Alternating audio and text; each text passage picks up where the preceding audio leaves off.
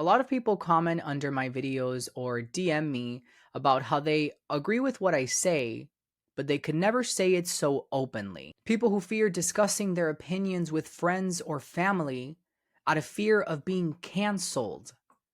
Because we live in a society that will burn you at the stake if you don't behave or say what's expected of you. Well, I'm here to say fuck that. And I'm going to give you a step-by-step guide on how to not give a fuck and survive cancellation.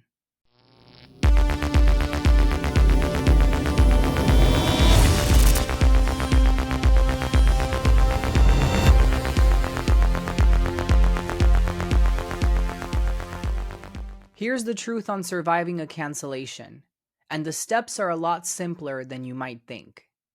Stop giving a fuck.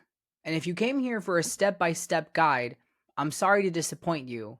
That's not what this is. To speak your mind publicly the way I do is a crime in today's society. The U.S. House of Representatives passed the Anti-Semitism Awareness Act by a margin of 320 to 91. This bill empowers the Education Department to take action against educational institutions that do not sufficiently combat anti-Semitic speech on campus. Some of the statements deemed impermissible include denying the Jewish people their right to self-determination with respect to a Jewish state, and, quote, applying a double standard to the state of Israel.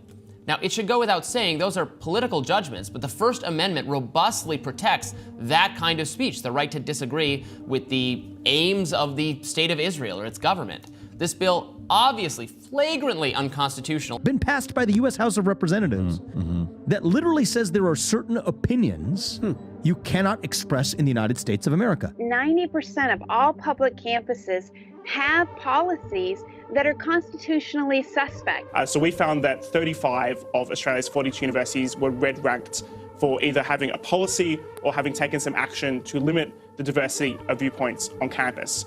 We have policies like at La Trobe University that prohibit unintentional offence. We have a dozen universities that say you can't offend someone on the basis of religion or political belief, which just seems absolutely ridiculous. Trudeau's new bill targets so-called hate speech on the internet. Anyone could file a complaint against someone or a business. The targeted individual could end up getting hit with house arrest, even if he or she hasn't actually committed a speech crime, but a judge decides there's a likelihood that such a person would do so. Who knew Canadian bureaucrats and officials could read people's minds? In 2022, Canadian truckers organized protests against government vaccine regulations. Trudeau unsheathed a never-before-used law to suppress the drivers by blocking their bank accounts and seizing their vehicles. In the fine print, it says that the Secretary of State at the Department for Culture, Media and Sport, which at the moment, as you know, is Nadine Dorries, will have the power to list priority harms which social media platforms will be obliged to remove or risk being fined 10% of their annual global turnover. And in this list of priority harms, Nadine Dorries has already said that she's going to include what she calls legal but harmful content. So that is to say, stuff it's perfectly lawful to say offline, even on television, like we're talking now, will become prohibited online. Every day, we move closer to a society that exactly resembles books like 1984 and movies like They Live. Our world is pre-programmed. Our greatest responsibility is to serve our Treasure Valley communities, the El Paso, Las Cruces communities, Eastern Iowa communities, Mid-Michigan communities.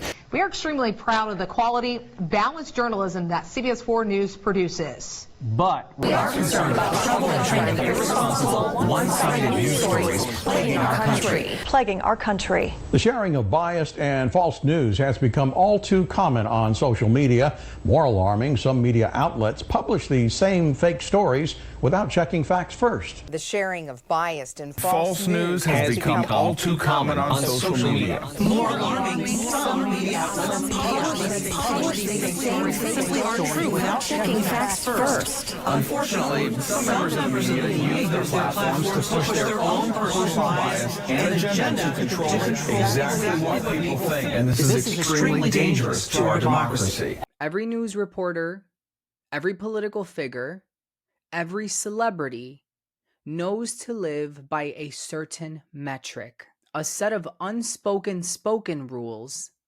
that shall not be crossed or your career will end. I know people who quite literally lost their jobs, people in high places who were fired for not speaking a certain way. I don't know about you, but everyone I've talked to regarding these subjects always says the same thing. The world has become too sensitive, and I couldn't agree more. We're training people, especially the younger generation, to go through life with training wheels. But instead of using those training wheels as a teaching period, a tool to ease us into life, as it should be, it appears to be that the intent is to permanently keep them on, to police everything that you do. The first thing to be censored being your speech. I started this channel because it got to a point where I got tired as fuck of being told what I could and could not say. But most annoyingly, I got tired of being LARPed in with people like this. It's just inclusive to everybody. It is not hurting cis women to say chest feeding, but it does hurt those who go by other pronouns to continue to say breastfeeding. What are your preferred pronouns? They, them. Anything can be a pronoun, really. The baby has been able to latch, but I've not been able to produce any milk. We're lesbian, we're gay, we're bi, we're trans, we're queer, we're queer, we're queer, we're queer. One is a good cry, one is a good cry, one is a good cry, one is a good cry. I describe myself as agender. Trixic, toric, feminimoric, viramoric, allosexual. What is androsexual? Genderqueer person.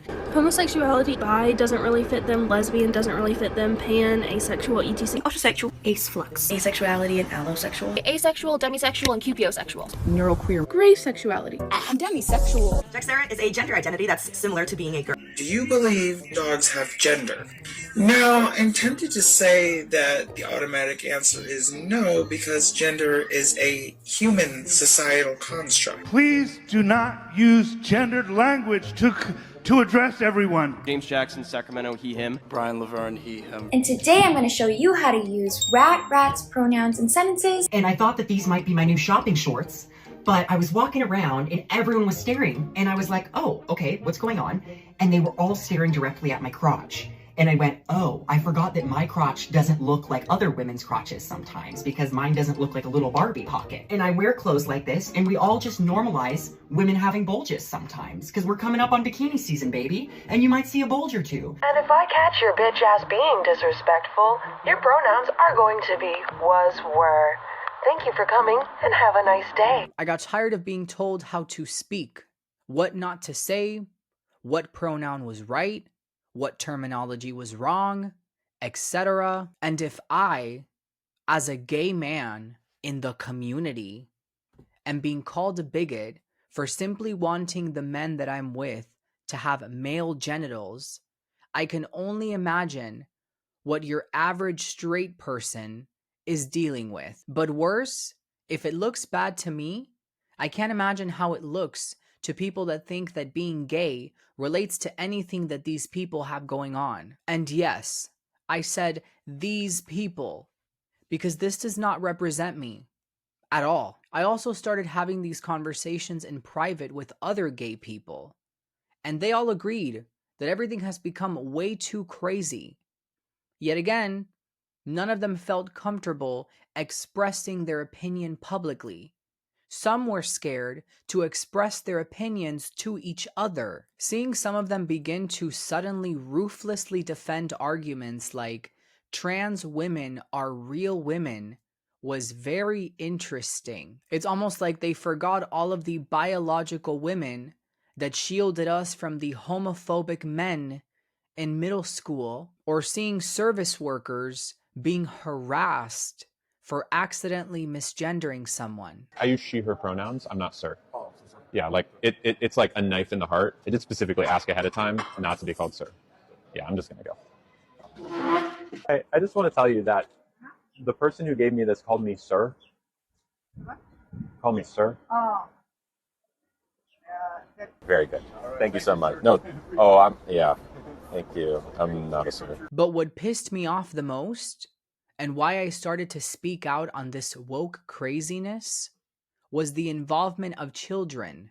Hi, I'm Nadine, a sex educator. And I'm Eva, a sex researcher. I use the pronouns she and her because I'm a woman, and when I was your age, I used to be a girl. Gender is how you feel on the inside about whether you're a boy or a girl. Where some public schools and libraries invite drag queens, some dress like horned demons, to read to young children. And it's a social deconstructionist agenda. Man or woman, if you're non-binary, feel like neither or both. People can also be fluid, feel more like female, more like male, based on a different day or time. It's really individual. Absolutely. I'm 11 years old and I go to Wyndham Middle School. I'm a 6th grader. I was in the library and this book was on a stand. I'd like to read you a page. My back over my hips as I asked if we should take our clothes off. And he's saying yes before I finish my sentence. He's pulling off my t-shirt, laughing when I can't undo his shirt buttons. He's undoing my belt. I'm reaching into his bedside drawer for a condom. Happy Friday!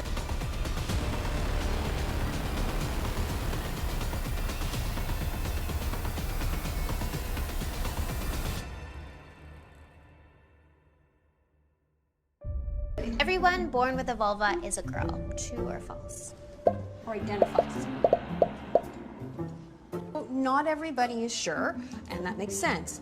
But our genitals actually don't determine our gender. So some people born with vulvas can be boys. When we started to say that part of our cause was giving drugs to children, drugs that chemically castrate them, the same drugs that are given to pedophiles to chemically castrate them. I refuse to sit here and lie to you and tell you that just because I'm gay, that I support what the so-called community does. The moment I saw the types of drugs and procedures provided to children under the guise of gender-affirming care, I knew that it was time to open my mouth. I refuse to sit here and report to you that drag is being banned when all you had to do was actually read the fucking articles to find out that it was being age restricted. Age restricted because people were doing things like this and still are in front of children.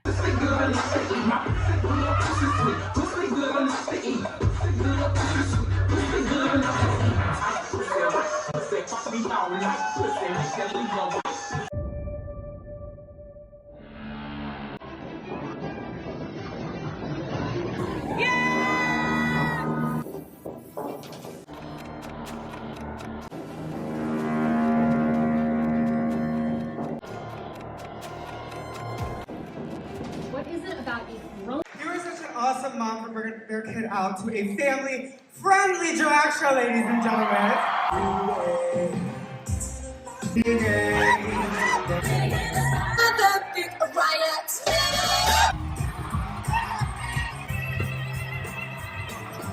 Are you confused yet? Minty fresh. I had sex with my father's boss in my father's office. A year and a half ago, when I started this channel, most comments were fairly positive. I rarely got any pushback, but I knew that that was going to change. I knew that all it took was the right amount of views and they would start the wood chipper. Now, I get death threats, hate comments, and violent DMs telling me that I'm going to burn in hell. From leftists, I might add, but burn in hell nonetheless. But don't worry, the right also makes their voice heard. I'm too much of a sodomite for the conservatives, and I hate myself too much for the LGBT left-wing mafia. You're not going to win. And speaking your mind shouldn't feel like a challenge in the country of freedom of speech. You will have the best intentions on the planet, and they will chop up your words and tell you what you meant. I'm not here to be a poster child for anybody. I put myself on the public chopping block because there weren't enough examples of people doing just that. I literally felt like I was going crazy and I was the only gay person in the world that thought that all this woke bullshit was insanity. So it was only natural to me to be an example. If people like me don't put themselves on the chopping block, then people who rely on others to be an example are not going to get up. I come from a country that let that happen, that just let the government take over. And to this day, because of a lack of leadership, after more than 60 years, Cuba is still under a communist dictatorship. If people like me don't throw the first stone, then in 10 years, it will be people like me who get held accountable from all the lawsuits from detransitioned adults. It's not going to be the doctors that perform these surgeries who are going to be held accountable for them. A court of law is going to side with their medical oath to do no harm, even if they broke it, because that's what lawyers are for in this country. They'll fine one doctor for an insane amount just to act like they're doing something, and then they're going to issue what's called a formal apology by the court. That's it. But society will then look at my community, see how much fighting we did for children to have puberty blockers,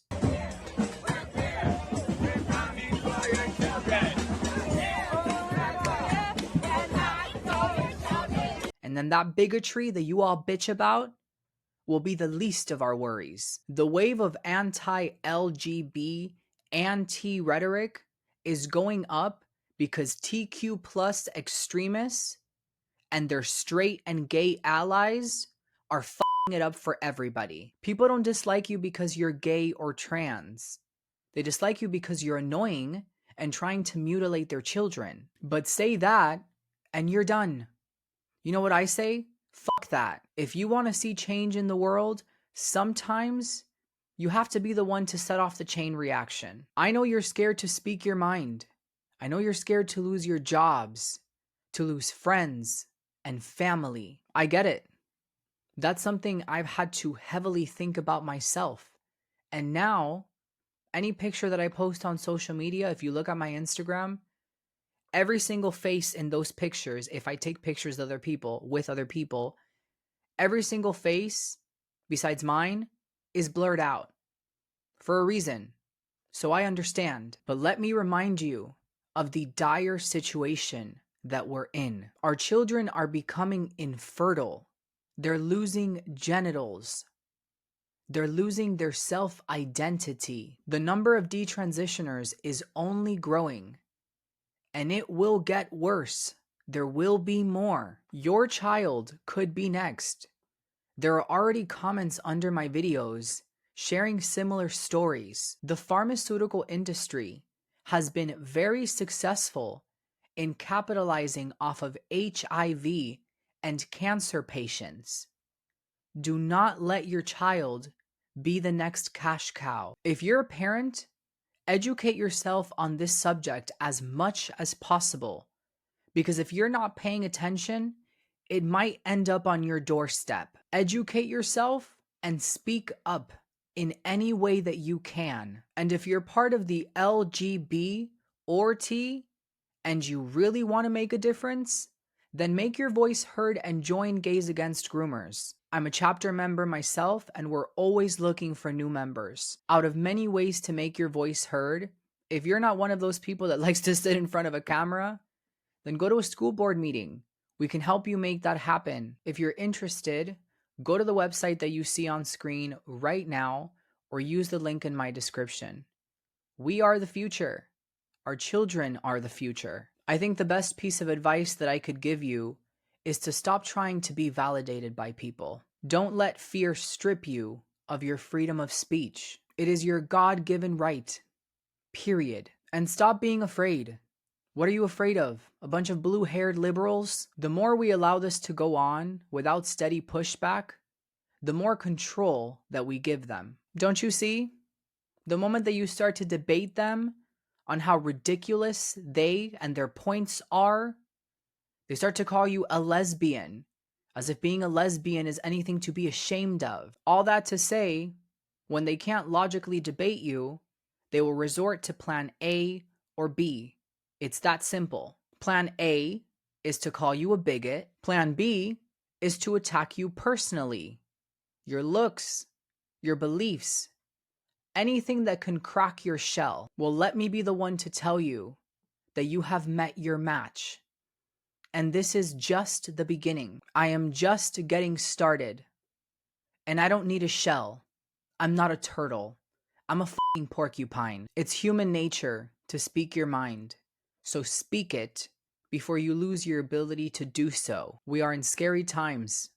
And one of the last freedoms that we have that cannot be controlled is the right to open our mouths. I come from Cuba. We don't have freedom of speech. And Fidel Castro will climb out of hell before I let that happen to this country. Regardless, I'm not sorry. Burn me at the stake. I'll bring the matches. Absolutely no regrets.